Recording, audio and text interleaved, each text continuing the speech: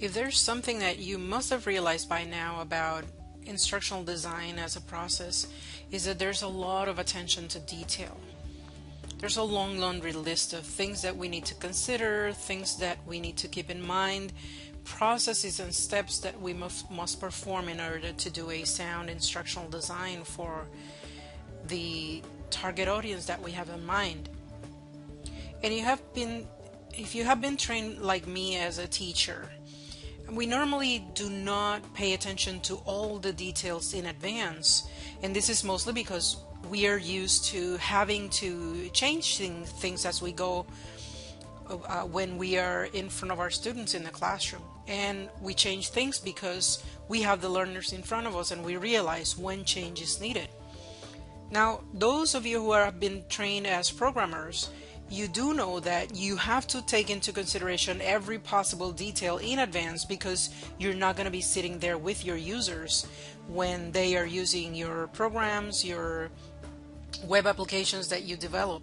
So these are two very different mindsets.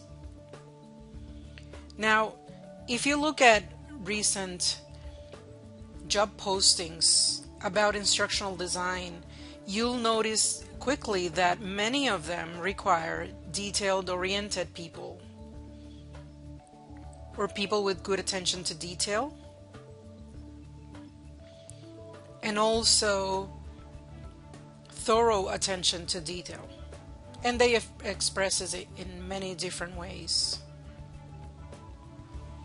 So when you're working on the assignments and activities for this class, just bear in mind, bring your book, keep it close, open your assignment requirements documents, and then have your paper, all of these open at the same time. Because what you learn in the book will have direct applicability to fulfill some or all of the requirements in your assignments, and therefore what you learn in the book will have a place in your assignment papers. So what I'm asking you to do is to really take one step at a time.